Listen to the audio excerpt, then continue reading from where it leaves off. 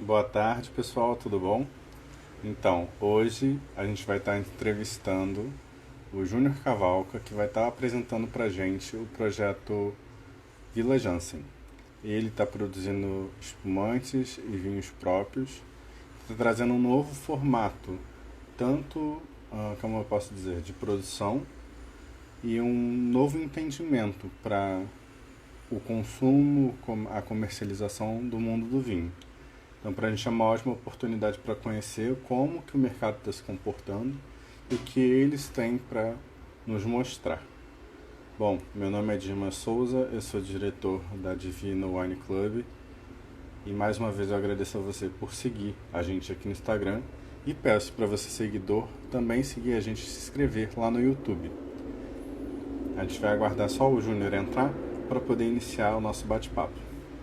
Bom, como vocês também têm acompanhado, a gente está num mês de programação de muitas lives, né? Tanto para entrevista, para conhecer algumas empresas, algumas pessoas que são empreendedores no meio, e também a gente vai conhecer alguns profissionais.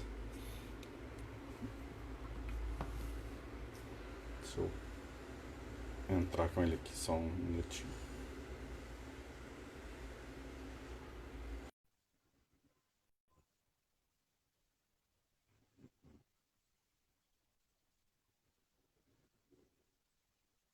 E aí, retornando um pouco da agenda, a gente agora, na quinta-feira, a gente vai ter um contato com o Felipe da Panizon.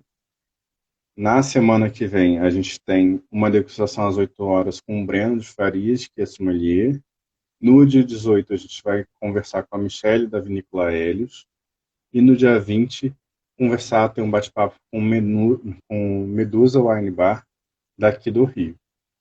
O Júnior já está online. Vamos chamar ele para conversa.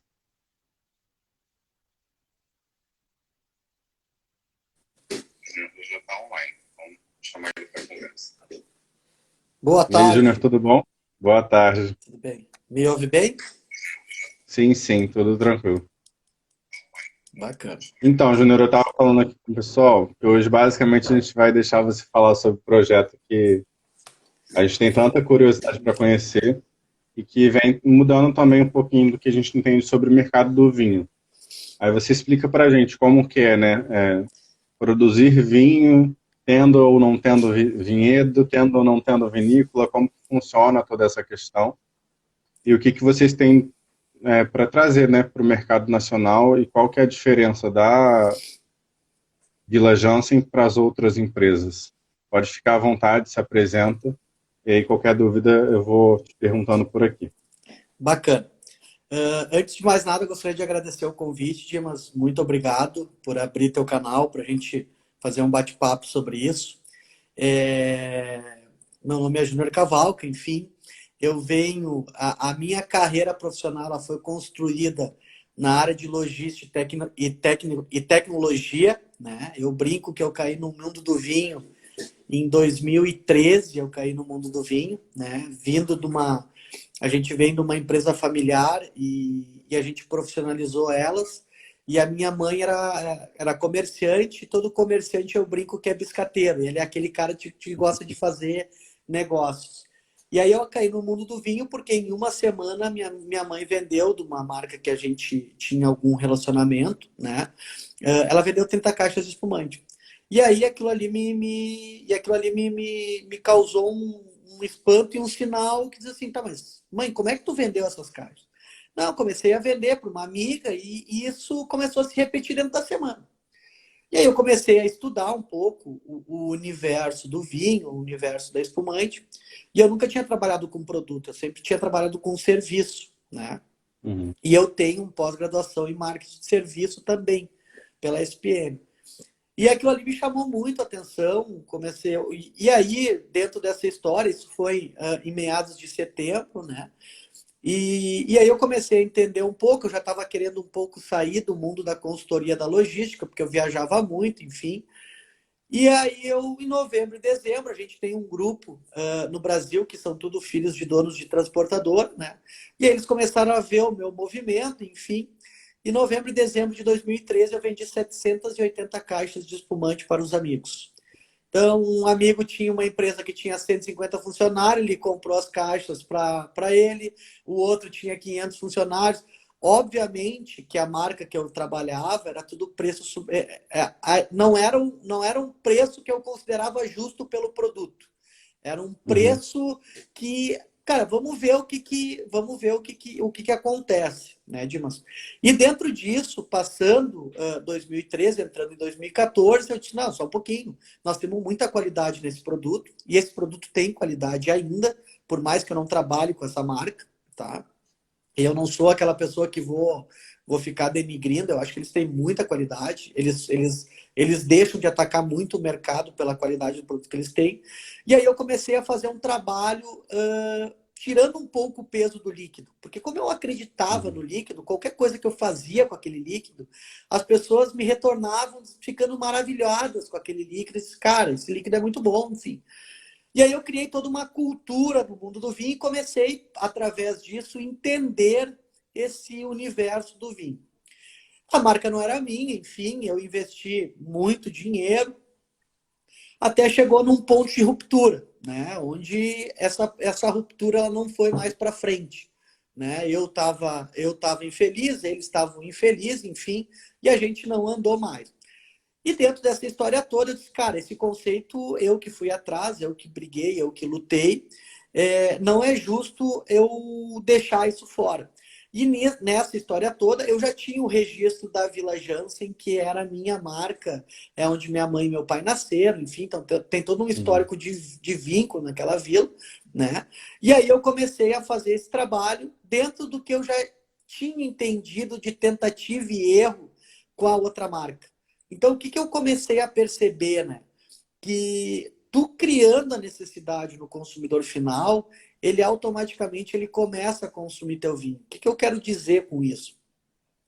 Dificilmente o cara vai no mercado hoje, quando ele vai fazer um churrasco, por exemplo, e ele vai, hoje jamais, tá? Mas se nós falávamos há Uhum. 3, 4 anos atrás, ele vai para a área de vinhos e vai para a área de espumantes no mercado e compra uma garrafa. O que, que eu percebi? Que se eu fizesse preço de atacado para ele e vendesse 3, 4 caixas, eu estaria gerando uma necessidade para ele sempre ter o produto na casa dele. Porque o vinho e o Sim. espumante é uma coisa engraçada. Tu pode não sair para comprar, mas se tu tiver na tua geladeira ou tiver na tua adega, tu vai acabar tomando. Então, tu gerar essa necessidade, e aí cabe um parênteses, né? A gente acha que só quem é especialista em vinho, só quem é degustador de espumante pode ter as garrafas em casa. Não. Se tu fizer o consumidor entender que ele pode ter 12 garrafas de vinho, 12 garrafas de espumante em casa, aquilo ali gera uma necessidade. E depois que tu gera a necessidade e o conceito nas pessoas, elas dificilmente se desvinculam disso. Então elas Sim. acabam gerando uma rotina de quando tá com 3, 4 garrafas, não, eu tenho que comprar mais 2 caixas Sim. para mim ter à disposição. Né? Então, dentro desse universo do vinho, eu comecei a identificar caminhos que o mercado ainda não abre o seu olhar para isso. É um pouco mais difícil, porque tu está trabalhando no consumidor final, mas eu acho que é um mercado para crescer o universo do mundo absurdo, entendeu? Absurdo.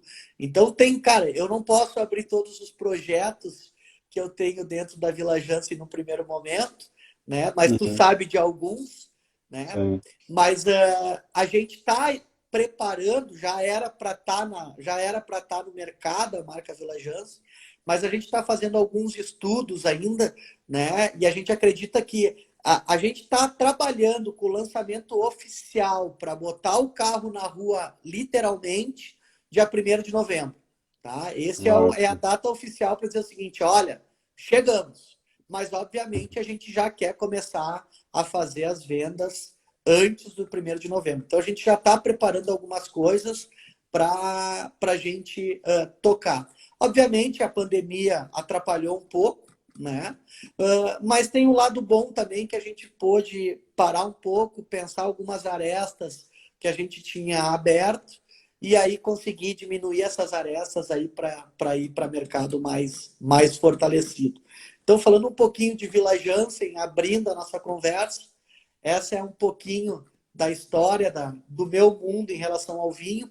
E eu sempre gosto de dizer, né, Dimas, quem não tem muito acesso, quem não acha que não pode entrar nesse mundo do vinho porque não conhece, o mundo do vinho é muito mais informal do que a gente pensa.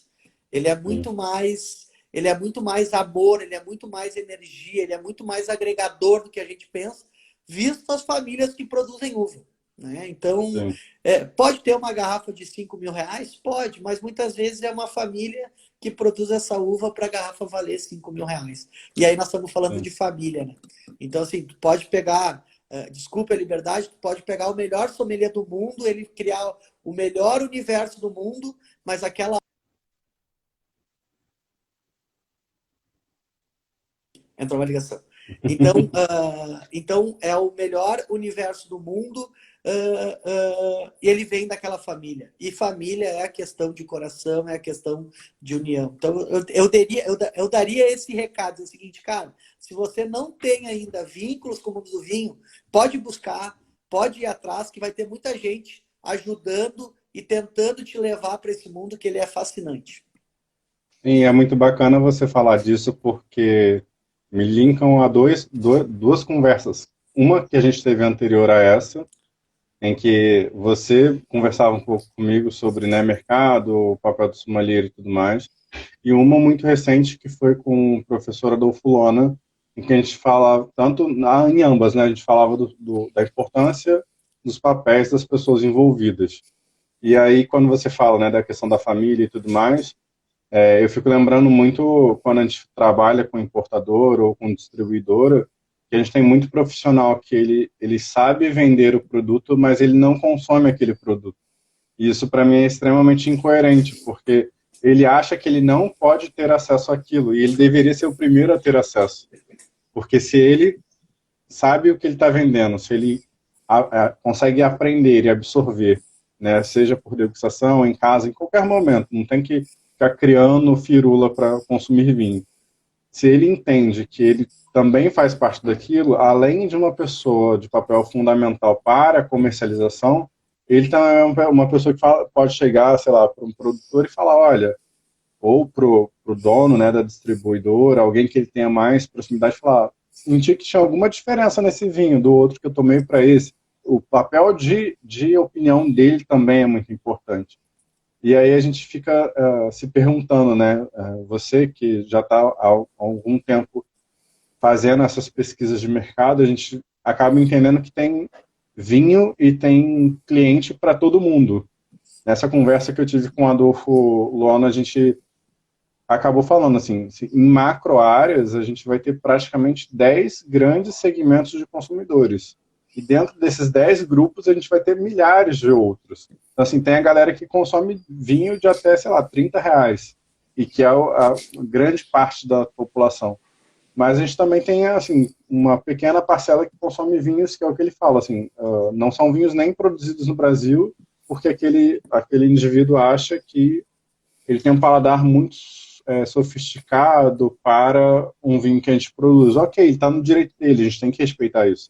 Mas se a gente aprende a explorar essa diversidade, né, que a gente tem no mercado, não tem briga, não vai ter essa coisa de, estou disputando o mercado com você. Não. Se você souber direcionar a marca, se você souber direcionar o produto, sempre vai ter alguém interessado. Então, isso que você fala, né, de que a família produz, para ela o vinho tem um papel e às vezes um significado muito diferente para o cara que está pagando lá os 5 mil reais, ou 100, ou 20 reais, seja lá quanto for. Esse papel, né, do que o conjunto de pessoas que convivem com a gente traz para o mundo do vinho, né?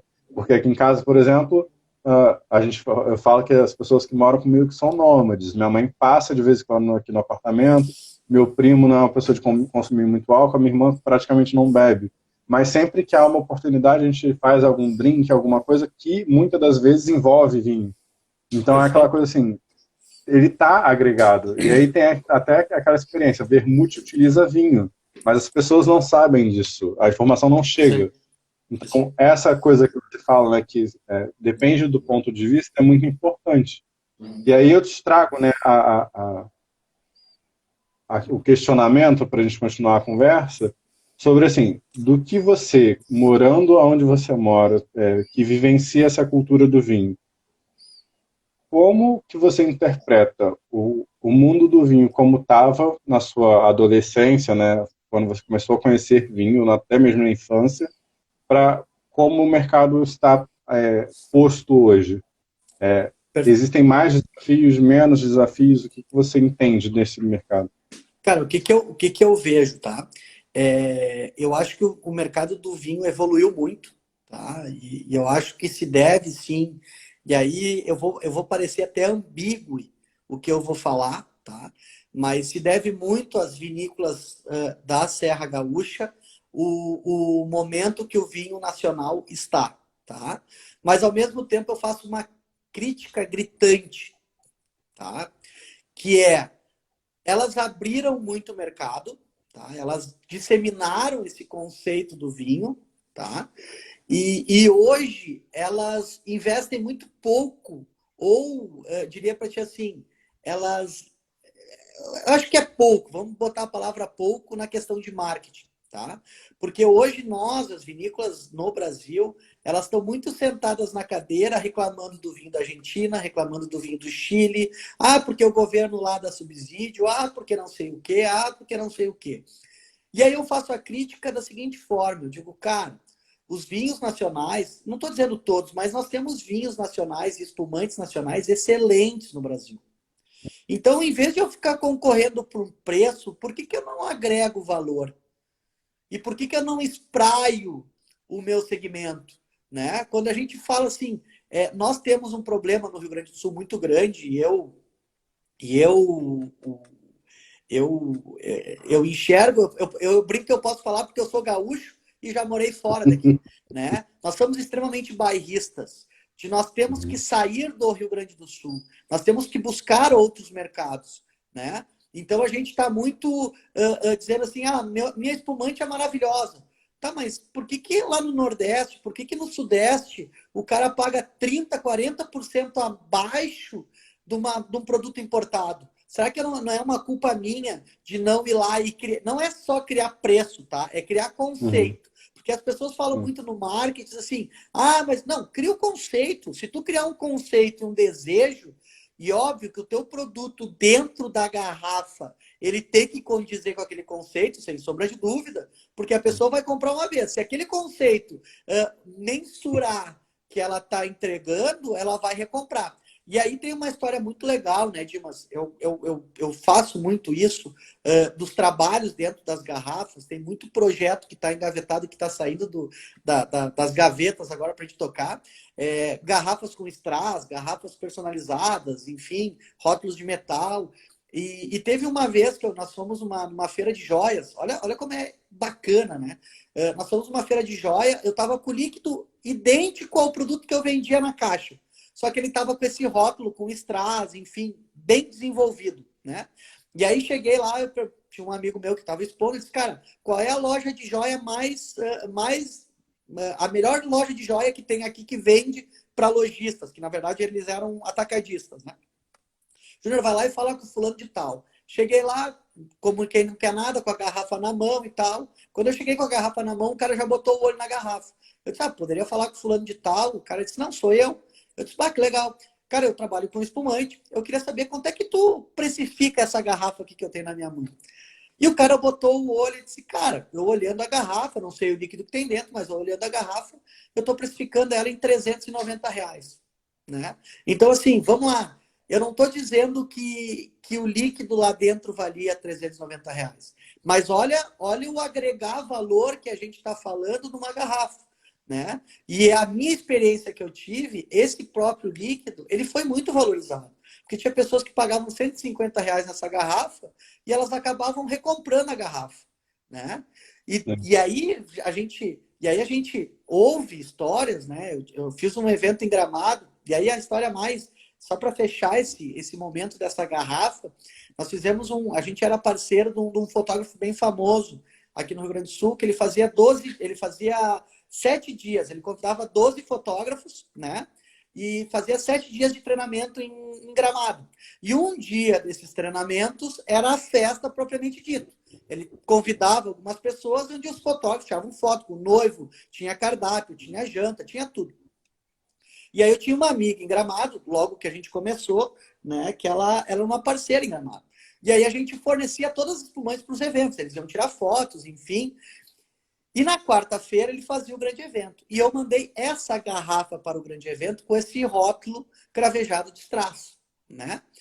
Beleza, fez a festa. Na quinta-feira de manhã eu estava em Gramado para retirar as garrafas, ela estava lá. Ela disse, Júnior, teu espumante é fantástico. Agora, aquele que tu serviu ontem de noite é aquele, não tem comparação. Que produto dos deuses. Aí eu olhei para ela e disse, pois é, né? Que engraçado, é o mesmo produto. Ela disse, Júnior, não pode ser o mesmo produto. Eu disse, não, é o mesmo produto. Então, assim, olha como trabalhar a cabeça do consumidor, né? Tu agrega valor ao teu produto. Então, eu acho que esse é o grande recado que eu dou para as nossas vinícolas no Brasil. Não fique reclamando do vinho chileno, não fique reclamando do vinho argentino, não fique reclamando da espumante. Cara, vamos trabalhar a questão do contato e do marketing e do conceito que a gente vai poder valorizar nosso produto, tanto quanto os produtos de lá. E eu venho de uma região calçadista, né? Uhum. E aí, o que aconteceu com o mercado do calçado? A mesma coisa. Quem valorizou seus produtos ficou no mercado. As grandes empresas vendem volume, mas a média, que queria ficar entre preço e quantidade, não, mas eu não vou botar preço porque não vai vender, eu não vou criar conceito, ela acabou sumindo, entendeu? Então, acho que essa é a questão de dizer o seguinte, nós temos que valorizar mais os nossos produtos, mas as vinícolas também têm que gerar esse conceito de agregar valor. Porque se elas não fizerem isso, se elas não acreditam nesse conceito de agregar valor, por que o consumidor tem que agregar, né? Por que o consumidor tem que acreditar? Essa é a grande crítica que eu faço. Eu sei que tem muita gente que me condena por essas críticas, mas eu vivi no dia a dia isso. E a gente percebe isso, entendeu? Porque vinho espumante, ao mesmo tempo que ele é informal, ele tem um pouquinho de desejo, ele tem um pouquinho de posicionamento. Então, dosar isso faz com que a gente tenha um equilíbrio entre preço e qualidade de produto. Sim, a gente até estava conversando em uma dessas lives sobre essa coisa que você falou, né, de agregar valor, porque eu questionei um entrevistado sobre a questão da mecanização e da colheita manual. Porque, sim, a gente entende que a mecanização ela é importante para grandes propriedades, entretanto, a gente botou para o debate essa coisa do... Ele pode, sim, mecanizar a colheita para poder otimizar o trabalho, mas ele não precisa excluir as famílias que sempre se sustentavam em cima daquele emprego. E aí é aquela coisa assim, por que não se cria um produto que você fala, olha, nossa empresa trabalha com grande volume, mas a gente tem um produto feito com colheita manual de uma família que está com a gente, sei lá, 40, 50 anos, e é esse produto que a gente também quer entregar para você. E aí sabe quando a pessoa meio pegando na surpresa assim de, isso é possível. E aí eu fico vendo, teve uma pergunta da Raquel que ela até botou assim, é mercado vegano, orgânico. Tem mercado para tudo, sabe? Não tem como a gente dizer que... óbvio que vai haver crítica. E aí o que você fala da questão da crítica eu acho muito importante, porque enquanto algumas empresas...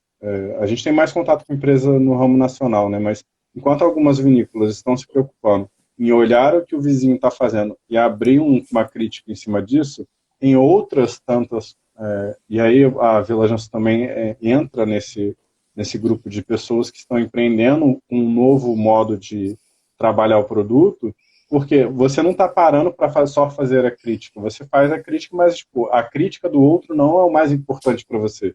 O mais importante para você é o teu produto está no mercado atendendo uma demanda.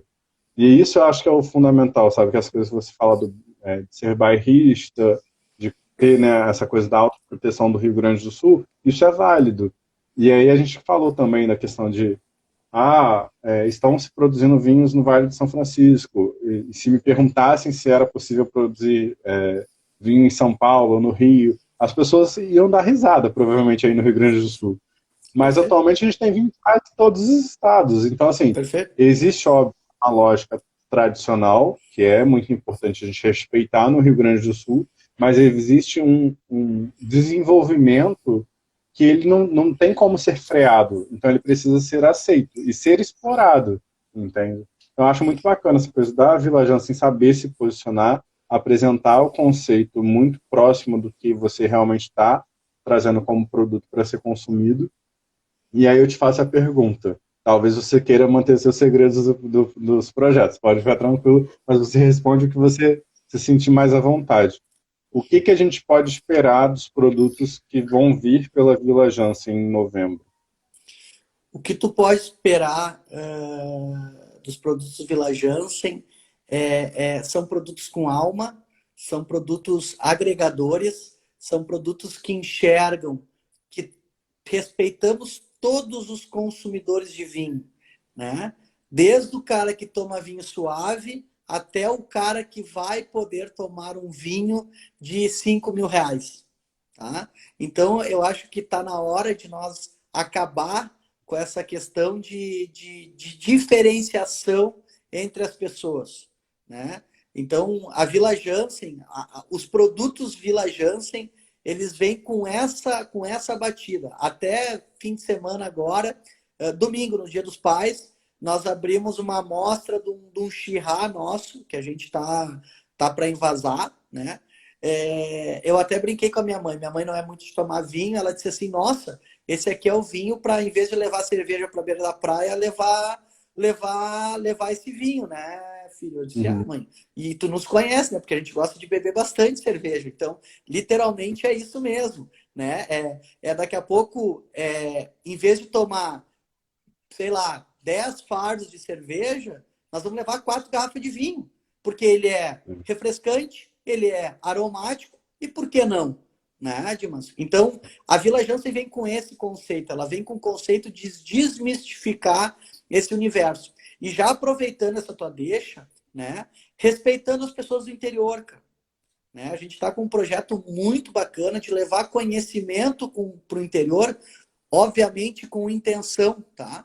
Mas Uhum. levar o conhecimento para o interior, e quando a gente fala levar conhecimento, tá, Júnior, mas tu tá querendo que tu vai fazer uma degustação com que parceiros vão construir essa sinergia de degustação só do teu produto? Não, eu quero pegar 4, 5, 6 parceiros de vinhos, cara, vamos levar nossos vinhos para o interior. Vamos fazer uma Sim. degustação sei lá, vamos fazer uma degustação em Bom Princípio. Vamos fazer uma degustação em Agudo. Tem um amigo de Agudo que provavelmente depois ele vai assistir a live. Vamos a Agudo lá, porque assim, porque Agudo tem 30 mil habitantes. Cara, se 10% de 30 mil habitantes querer conhecer sobre vinho, nós estamos falando de 3 mil pessoas, cara. Sim. Entende? E esse universo hoje, ele é deixado de lado, cara. Ele é deixado de lado em todos os sentidos. Da promoção da marca, da marca fazer a sua divulgação, de tu levar conhecimento para esse cara querer tomar vinho. Para fazer um curso de vinho, agora com a pandemia isso diminuiu, porque muita gente subiu a live, muita gente está Uhum. levando conhecimento de outras formas. Mas, cara, esse cara para fazer um curso, ele tinha que ir para dentro, Sim. entendeu? É que a gente fala Agora muito da questão. Pode continuar falando, não tem problema. Não, agora a ABS está abrindo seu horizonte, né? Agora a ABS está levando,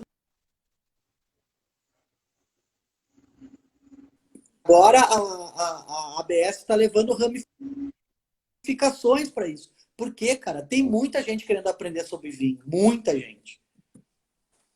Ia começar a falar sobre essa questão da interiorização, né? Porque a gente até conversou sobre isso quando a gente teve um outro bate-papo, que as pessoas sempre, é muito engraçado observar esse movimento, porque sempre a gente falou sobre ir para as grandes metrópoles, ir para os grandes mercados, você sempre vai para uma capital, né? E aí você sempre busca emprego nessa capital, você sempre quer ser valorizado nessa capital. E existe um movimento contrário agora acontecendo, e eu falo isso porque A Divino até está com uma sondagem acontecendo de um grupo de vinícolas de Portugal. Eles têm interesse exatamente em fazer o oposto. Eles estão fazendo interiorização do consumo do vinho português no Brasil. Porque Rio e São Paulo já estão estagnados. E aí, como que eles pretendem fazer isso? Eles vão levar pequenos mini cursos, onde a gente vai apresentar algumas marcas, alguma coisa assim, mas a ideia é fazer a capacitação daquele profissional para que ele possa se manter naquele local. E não que ele saia dali para ir para uma capital, por exemplo, e que ele não consiga, por exemplo, como eu trabalhei com gestão de restaurantes, a gente tinha muito funcionário que vinha do Nordeste, de outras regiões do Brasil, não do Sudeste, e que assim, eles mal conseguiam se manter aqui com o que recebiam e não conseguiam ajudar as próprias famílias. Então, esse projeto, ele vem com uma possibilidade de, tipo, ok, você trabalha no sul, sei lá, no interior do Rio de Janeiro, não tem lá grandes restaurantes, ok, mas a gente está levando um curso para você aprender a lidar com o vinho. E aí você vai ajudar a desenvolver a sua realidade, sabe? Para que você possa demonstrar que você tem condições de ter um salário maior e você pode só ser uma pessoa que vai ajudar a difundir, porque a gente também não vai conseguir em todas as cidades todos os dias. Mas essa pessoa que fez o curso, ela pode ensinar para outras sobre o vinho. E aí isso faz automaticamente o consumo daquele produto aumentar nesse mercado. Então, essa coisa esse movimento, né, do educar para que você consiga ter bons retornos, né, indiretamente, que a gente não fala só de profissionais qualificados e capacitados, mas a ideia é qualificar todo mundo para conseguir fazer isso. E é o que a gente fala, assim, vinho a gente precisa beber. Então, assim, para eu poder falar da Vila Jansen, eu preciso beber Vila Jansen. Para eu poder falar de Perfeito. qualquer outro rótulo, porque as pessoas criam a crítica porque falam assim, Vila Jansen, R$ 200, eu não pago.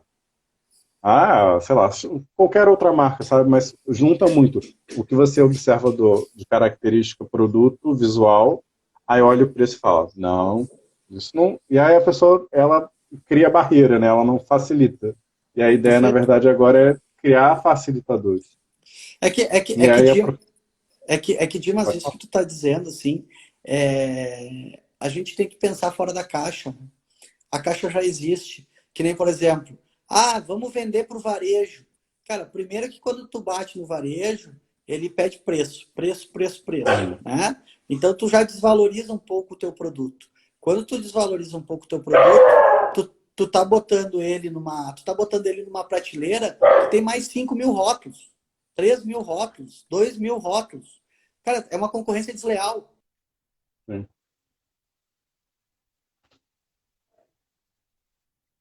Então, quando a gente fala assim de pensar fora da caixa, é dizer o seguinte: esse mercado normal, sai desse mercado normal e tenta achar outro caminho para tocar o teu negócio. Não que depois tu não possa ir para o varejo, mas quando tu chegar para conversar com o varejo, tu vai ter já uma estruturação da tua marca, entendeu?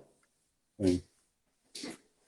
E é bacana observar isso porque quando a gente fala de mercado de maneira geral, eu fico me perguntando assim, por que que a gente não tem uma pipa, sei lá, de 25 litros, 50 litros dentro do mercado, em que o cliente vai lá com a sua garrafa, enche, tenha alguém, né? Porque a gente não tem essa cultura também, então não dá falar assim, vai ter que ter alguém ali assessorando, ajudando a princípio, assim, no primeiro momento da abordagem, mas que o cliente possa levar a garrafa esterilizada, botar ali seu produto, seu 1 litro, 750, seja lá quanto for, paga no caixa, tá tudo pronto, sabe? Não é aquela coisa de que você precisa ter obrigatoriamente um custo com uma garrafa, sabe? E aí eu fico pensando, me questionando por que que isso não acontece, sabe? O que que está faltando? Você precisa alguém empreender, a gente precisa quebrar a barreira de que a Tá, garrafa fal- já existe, tá sabe? faltando pessoas com coragem de fazer isso e gerar esse impacto,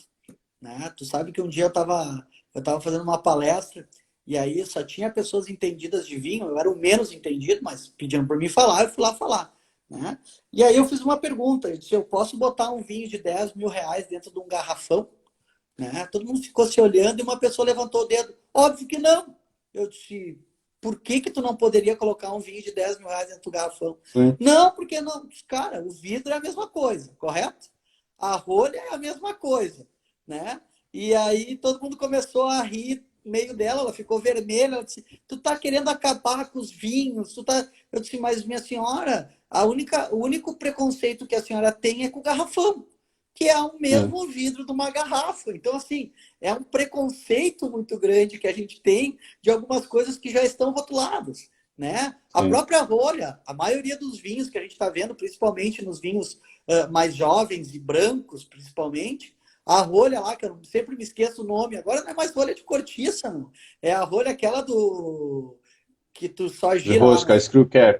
É screw cap. Então, Ah, assim, cara, tu falava em rolha screw cap há 5 anos atrás, não existia vinho de qualidade com isso. Hoje, tu vai no mercado hoje, tem vinhos de excelência, qualidade, com esse tipo de tampa. Né? Então, assim, sim. essas quebras de paradigma, elas têm que existir. Principalmente no Brasil. A gente vê assim, a gente conversa com algumas pessoas da Europa e a gente vê assim, tudo bem, é outro mercado, é outra cultura, ninguém está discutindo isso, mas lá eles têm uma quebra de paradigma muito maior que a nossa. Sim. Tanto que é engraçado até, engraçado não, mas é bom observar o movimento que está acontecendo, porque a gente não tinha isso acontecendo com tanta frequência. Mas Curitiba, Rio, São Paulo, e eu acho que Bahia também tem alguma coisa disso, que aumentou, se eu não me engano, de 10 ou 15% a compra de bag-in-box importada. Então, Sim. assim, é aquela coisa assim, a pessoa, ela entendeu que se ela paga, sei lá, vou chutar, tem um rótulo bem conhecido aí no mercado, você consegue comprar bag-in-box dele a R$ 45, assim. E é, e é bom, é um portuguesão, tipo, básico para ficar na geladeira. Por que não? Perfeito. Sabe? E é engraçado porque hoje alguns amigos meus chegam e falam, olha, você consegue ver o preço para mim no bag-in-box desse vinho, alguma coisa desse tipo? E aí você consegue se questionar assim, por que que eu não estou pensando nisso antes, sabe? Por que que isso não tem no mercado nacional? E aí é engraçado observar esse movimento porque os outros já estão fazendo, e aí em vez de a gente parar e falar, se os outros estão fazendo, eu também tenho que fazer. A gente já volta para aquela muralha que a gente estava falando antes, né? Das críticas e tudo mais. Perfeito. Tu tocou no assunto do bag, eu sempre fui um defensor do bag, e eu falava muito com restaurantes, né? E aí eu digo assim, Sim, cara, quanto o restaurante perde de venda por não vender vinho em taça, né? Que sim. a pessoa assim, mas cara, se o cara quer tomar só um cálice, pô, Uhum. o vinho não é o melhor do mundo, mas bota um vinho honesto a 15, 18, até R$ 20 a taça, Sim, tá? O pessoal vai tomar. E eu digo mais, tá, Dimas? Se ele comprar uma taça, ele não vai ficar só numa taça. com Quando certeza. ele, quando ele perceber e ele fazer o cálculo de trás para frente, quando ele disser assim, cara, eu tomei 4 cálices de vinho, pô, poderia ter pegado uma garrafa de um vinho mais elitizado, porque a pessoa não Sim, vai tomar só uma taça. Mas o sim, restaurante não dá nem essa possibilidade, muitas vezes, de, cara, se o cara quer tomar só uma taça, dá a taça para ele. Cara, eu sim. tenho vinho em taça. Não, porque isso vai denegrir minha comida. Diz, cara, por que vai denegrir tua comida? Né? Então, assim, olha quanto movimento a gente tem que fazer para essas quebras de paradigma, né? Para essas quebras de. Um exemplo muito grande que eu dou, e é um estudo que eu estou fazendo, que é a garrafa de espumante mini, tá? De Uhum. 187, de 350. Ah, mas isso é muito caro. Cara, tu já parou para pensar que a long neck, proporcionalmente, ela é mais cara que a garrafa grande de cerveja de 600 do que a garrafa de espumante? Sim. E aí tu vai dizer assim, tá, mas o que tu quer dizer, Júnior? Eu quero dizer que a Ambev, obviamente que a Ambev tem muito mais força, não estou discutindo isso, Uhum. mas ela botou na cabeça do consumidor que a long neck é muito mais prática. Sim. E hoje as pessoas praticamente não tomam mais garrafa de 600, elas só tomam long neck. Então, se nós parar para essa cultura, se eu trabalhar um conceito bem trabalhado, eu vou incutir na cabeça do consumidor que tomar uma garrafinha de espumante de 187, 350, sentado num posto, vai valer a pena, né? Mas é Sim. uma mudança de cultura, é uma mudança de Ah, visão. é importante você falar até mesmo na Ambev, porque meados do ano passado, de 2019, já foi vinculado em notícias, né, a nível nacional, que a Ambev comprou as primeiras barreiras, né? A Ambev está entrando para o mundo vinícola. Então, é o que eu falo, que eu falei eu brinquei, né, numa palestra que eu dei para alguns empresários de importação e logística aqui no Rio, e falei, olha, acho bom vocês abrirem os olhos, porque o leão já está comendo aonde vocês gostariam. Então, assim, se a gente não se atentar para alguns movimentos que ocorrem dentro do mercado, aí você fala, poxa, se a Ambev está investindo, ela que é uma grande empresa, o que eu tenho que fazer para também crescer? Porque é aquilo, uma grande empresa ela não investe num mercado onde não vai haver crescimento. Se ela investir é porque tem potencial total. Então, Só, as empresas, elas precisam... Fala. só para te dar uma informação disso que tu está dizendo, tá? Na quarentena, tá? Eu sei porque eu tenho fontes que me dizem isso. A venda de vinho espumante no varejo aumentou 15% e a venda de cerveja baixou 10%. Então, Sim. assim, tu acha que a Ambev não tem essa informação? Não. É, aí voltando um pouco para a conversa que a gente estava tendo sobre bag-in-box, serviço de taça, a gente implementou, né, aqui no Rio, antes, foi em 2009, 2019 e 2018, uma, uma prática que era o que era possível, que era os produtos que a gente tinha na época, que a gente tinha a garrafa de 750, a gente tinha a garrafa de 187, e a gente conseguiu um produto próximo ou similar no paladar em bag-in-box. Então a gente conseguia estimular a venda do bag-in-box via taça para o cliente, e aí quando o cliente falava assim, eu queria dar de presente, aí você oferecia tanto a garrafa de 750 quanto a de 187. E aí você consegue juntar, porque assim, a partir do momento que você entende o paladar do cliente, você consegue oferecer diversos produtos. É o que a gente fala. Eu estou bebendo um vinho tinto com 14 de álcool, e aí você sabe as características específicas.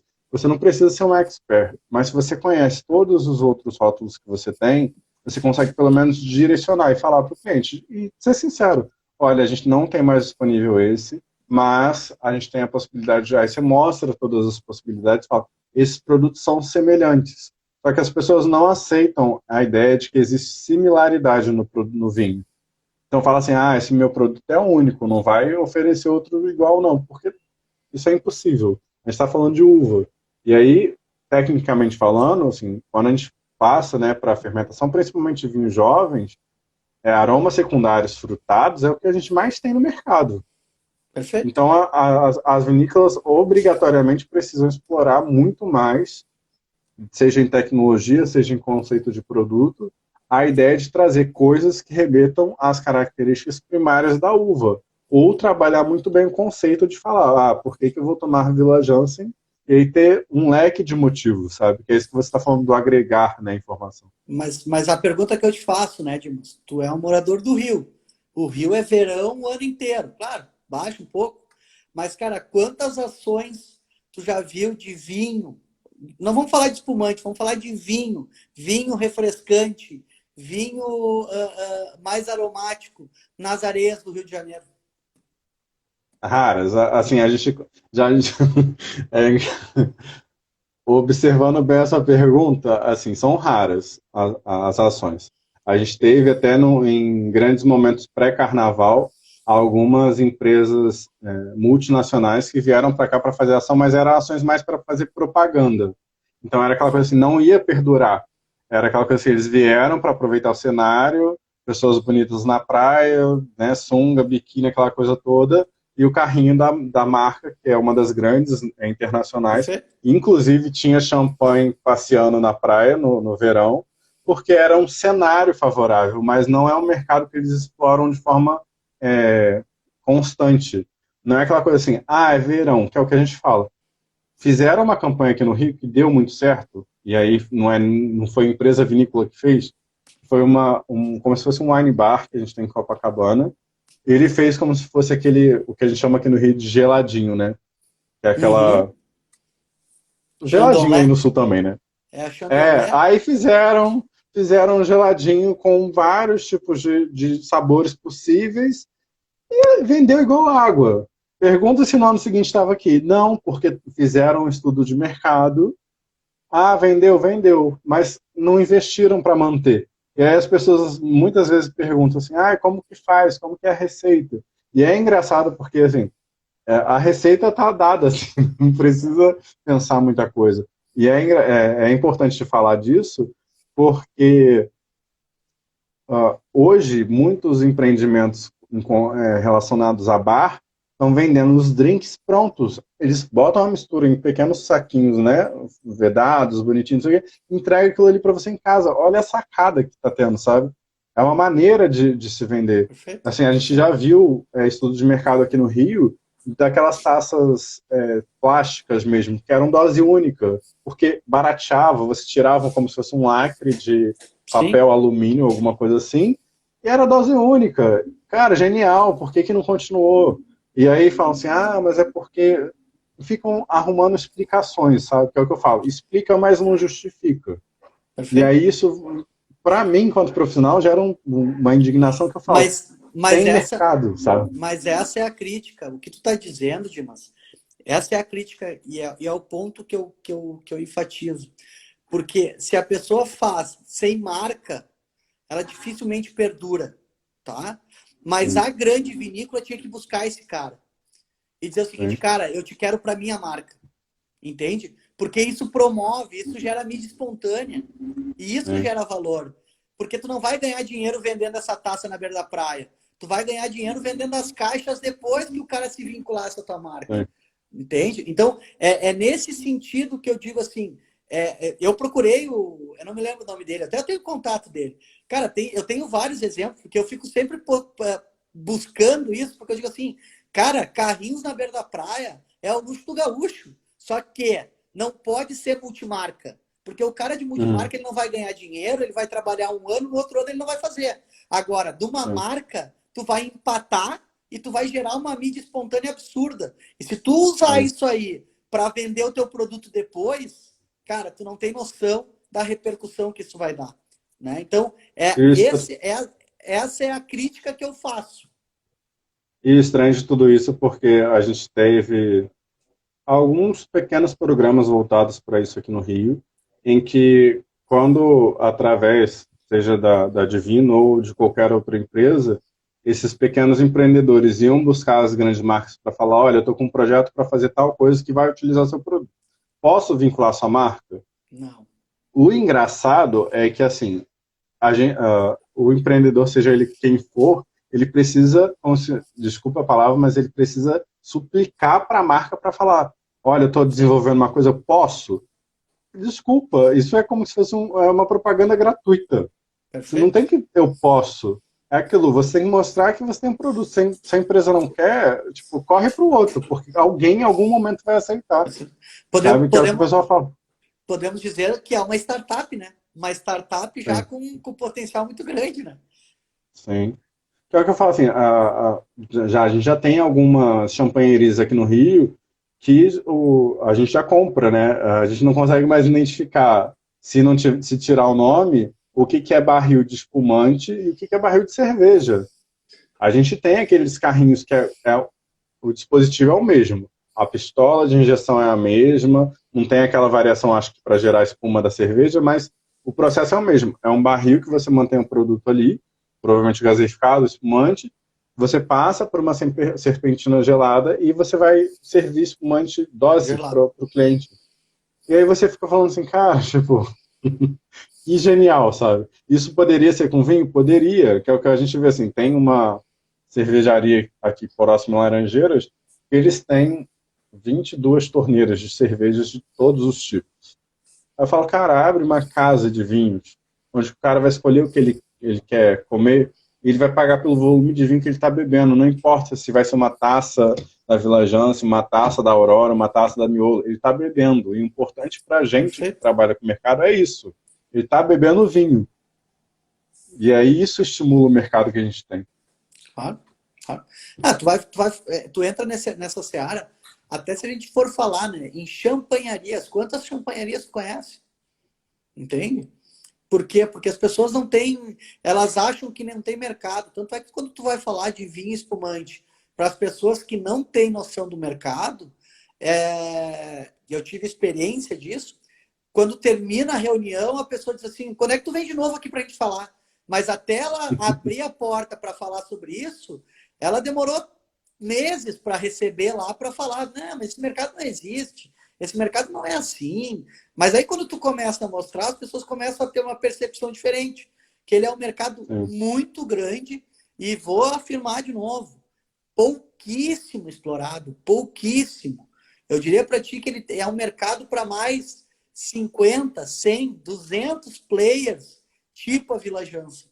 Pode ter certeza disso, entende? Só que é um mercado que as pessoas têm que acreditar, né? É um mercado que a gente, a sociedade, né? Ela banaliza porque ela diz, mas o vinho chileno, mas o vinho argentino, Cara, faz o seguinte, cria tua marca e vai lá no Chile. Rotula a tua marca no Chile e traz teu vinho para cá. E começa a criar a sinergia nesse sentido, né? Pega a tua fábrica, tu tem uma fábrica, tu produz tanto, bacana. Então, mas quem te proíbe de tu ir lá e rotular um vinho na Argentina e botar teus rótulos, botar um Malbec argentino na tua vinícola? Mas não é eu que estou produzindo, querido. Daí que não é tu que está produzindo. Então, o negócio é produzir e ganhar dinheiro. Enquanto isso, eles estão vindo, cara, estão vindo a rodo, estão vindo com preço, estão vindo com estratégia. Então, nós aqui do mundo comercial do vinho, das vinícolas do Brasil, cara, nós temos que sair, tirar a bunda da cadeira, parar de reclamar e começar a se mexer, porque senão, realmente, os vinhos portugueses, os vinhos, cara, quando tá para cair, né, a questão do dumping que a gente faz com as espumantes europeias. Cara, tu imagina quando cair isso? Do que as espumantes nacionais vão sobreviver? Espero que até lá a Vila Jansen já tenha criado o conceito dela, que as pessoas não comprem mais por preço, comprem por conceito, né? Quem sabe eu vou trabalhar aí com 40, 50% abaixo do preço de uma Moed, de uma Vive Clicquot, que para mim tá bom, né? Sim. Ô, Júnior, eu vou só te interromper, porque a gente está entrando nos nossos 7 minutos finais para o Instagram não cortar a gente.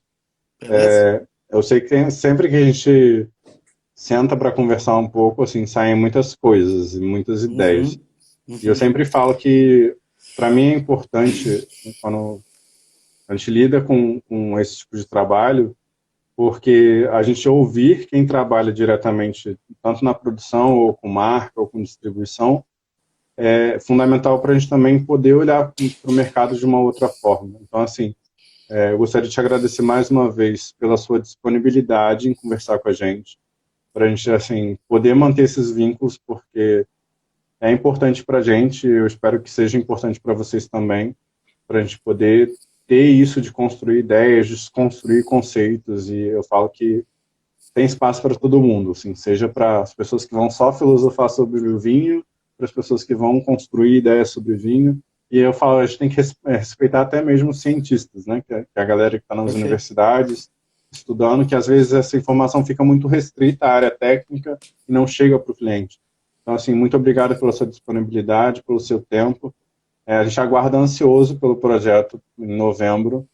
Eu quero muito essas garrafas aqui no Rio para a gente poder fazer as degustações, levar isso para os clientes, para poder mostrar o potencial que a gente tem e o potencial que vocês têm no nosso mercado. Dimas, eu agradeço, a recíproca é verdadeira. A minha visão de mundo de vinho é essa que tu acabou de falar nesse minuto que tu acabou de falar, que é a integração. Agradecer o convite, estou sempre disposto, sempre quiser bater um papo, quem quiser aprender sobre vinho, não sou um expert, mas te garanto que eu já me viro, né? Não sou o melhor sommelier do mundo, mas daqui a pouco a gente troca umas ideias que tu também vai começar a pensar que tu pode escolher um vinho bom, sim, sem entender o mundo do vinho. Então, agradeço mais uma vez o convite, sempre à disposição, e com certeza, quando a Vila Jansen vier aí, pode ter certeza que tu vai ser uma das primeiras pessoas aí que vai receber as garrafas aí no Rio. Muito obrigado. Júnior, muito obrigado a todos que viram a live. Obrigado a vocês que assistem, que acompanham o nosso trabalho. Vai ficar disponível no IGTV e a gente também vai subir o vídeo para o YouTube. Então, se inscrevam no nosso canal, sigam as nossas páginas. A gente vai deixar linkado os perfis, tanto do Júnior quanto da Vila Jansen, para você seguir também. A gente se encontra num próximo encontro. Gente, muito obrigado. Obrigado, Júnior, mais uma vez. E até a próxima. Tchau, tchau. Um abraço. Tchau, gente. Um abraço.